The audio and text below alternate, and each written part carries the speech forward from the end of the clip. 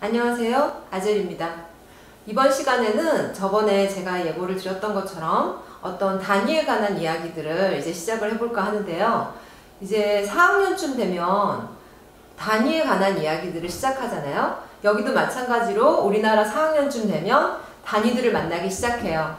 그래서 그 단위의 가장 기본적인 것들이 길이, 무게, 부피, 시간 이 정도로 단위가 나눠져 있습니다. 오늘은 길이부터 일단 단위에 관한 얘기를 해볼게요.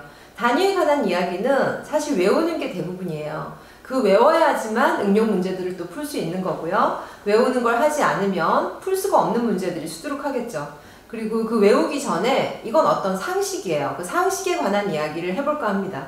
애들은 어느 게 무겁다, 가볍다, 뭐 그게 자기 기준이죠, 그쵸? 자기가 들 수 있으면 가볍고 들었는데 진짜 막 낑낑대야 된다, 그럼 무겁고. 근데 어른이 되면 그런 얘기를 하잖아요. 뭐 쌀 한 가마니가 뭐 40kg라는 둥.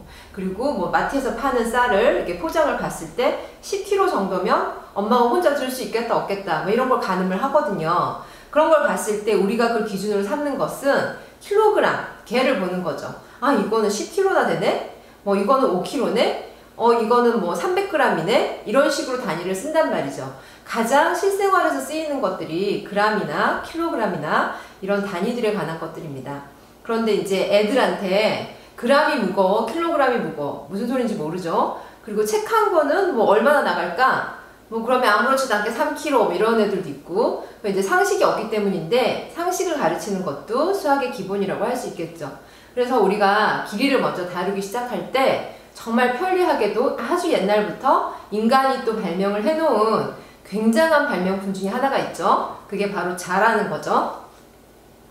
자를 보통 기본적으로 뭐 아기 때는 한 10cm, 15cm, 20cm 이런 걸 쓰다가 조금 이제 학년이 올라가면 단위에 관해서 이제 마지막 시간에 관해서 해볼게요. 제가 시간에 관해서 할 때마다 좀 웃음이 나는 이유가 애 셋을 키웠거든요.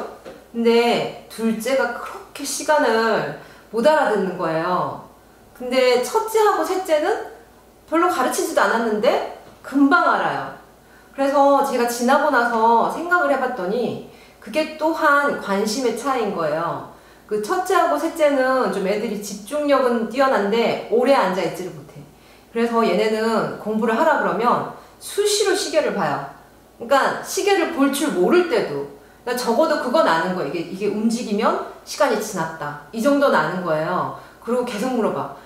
엄마 몇 분 남았어? 뭐 분이 뭔지도 모르면서. 근데 그때마다 막 계속 대답을 해줬더니 감을 잡더라고요. 사실 수학이라는 거는 어느 정도 많은 부분에서 감이라든지 눈치라든지 그리고 알고 싶다는 그 호기심, 이게 다 작용을 해줘야지만 똑같은 이제 상황에 있을 때 누가 더 공부를 잘하느냐, 이게 차이가 나거든요. 근데 이제 시간을 가르쳐 보면 시계에 관심이 없는 애는 이걸 계속 가르쳐도 좀 늘지가 않더라고요. 그래서 제가 진짜 권하고 싶은 그런 이야기는 이 시계를 딱 앉혀놓고 가르치는 것보다 하루 중에 수시로 지금 몇 시? 그래서 애가 틀릴 거예요. 그러면 왜 틀렸는지 그때그때 가르쳐 주시면 그게 훨씬 더 도움이 되고, 앉혀놓고 가르치다가 진짜 속이 터지는 경우가 진짜 많거든요. 그러니까 특히 시계를 가르치다가 제일 확 이렇게 올라오는 경우는, 그러니까 보통 그 긴 바늘이 시비를 가르치고 있어. 그러면 짧은 바늘이 전부 시간을 가르치는 거다. 그러면 정각은 금방 배운단 말이에요. 근데 그거 지나고 나서 이제 오전, 오후를 가르칠 때, 오후로 넘어가면 2시라고 하기도 하지만 좀 더 정확하게 말하려면 14시라고 말하잖아요.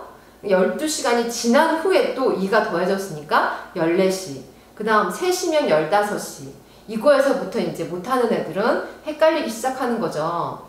그리고 2단계로 어디서 또 한번 이렇게 크게 흔들리냐면, 시계가 항상 정각을 가르치는 게 아니잖아요. 2시 30분, 뭐 2시 45분 이런 경우에 이 메커니즘에 의해서 사실 이 짧은 바늘도 천천히긴 하지만 움직이고 있잖아요. 그쵸? 2에서부터 3으로 가고 있단 말이에요. 느리긴 해도. 근데 얘네가 만약에 짧은 바늘이 2하고 3 사이에 걸쳐 있으면 또 헷갈려요. 이게 2시란 얘기야, 3시란 얘기야, 막 이러거든요. 그래서 그런 것들을 찬찬히 잘 설명을 해주고, 일단은 우리가 지금 그 그 단위에 관한 얘기를 할 거기 때문에 시계를 읽는 것은 누구나 다 했다고 치고, 만약에 지금 아직도 시계를 잘 모른다. 시계 가르치는 것부터 하셔야 돼요. 그게 딱 이렇게 갖다 놨을 때 지금이 오후야. 몇 시야? 오후 10시면 바로 22시 이렇게 나올 수 있을 정도. 그리고 짧은 바늘이 10하고 11 사이에 걸쳐 있고, 그 다음에 큰 바늘이 6으로 가 있을 때는 10시 30분 이렇게 헷갈리지 않고 바로 튀어나올 정도가 됐다면 이제 우리가 시간에 관한 단위를 다뤄도 되겠다. 그렇게 할 수 있는 거죠. 그러니까 교과 과정을 무조건 쫓아가는 것보다, 물론 학교에서는 또 시계에 관한 뭐 단위를 막 가르치기 시작하겠지만 우리가 또 보면은 구구단을 6학년 가서 외운 애도 있어요. 그렇게 각 개인마다 가는 방법이 다르고 진도가 차이가 나니까 무조건 학교 진도가 이 정도 나가니까 너도 이거 해야 돼 이러는 것보다는 그 전께 안 돼 있으면 그 전 거부터 하고 그 다음에 들어가야 됩니다. 안 그러면 호기심을 알기 전에 두려움을 먼저 알아요. 두려움을 먼저 알면 포기가 빨라져요. 수학을 이미 젊은 나이에 포기를 한다는 것은 인생 반은 포기하는 거라고 보셔야 돼요. 그러니까 애가 그렇게 빨리 수학을 포기한다면 그거는 내가 봤을 때는 90% 엄마 잘못이에요.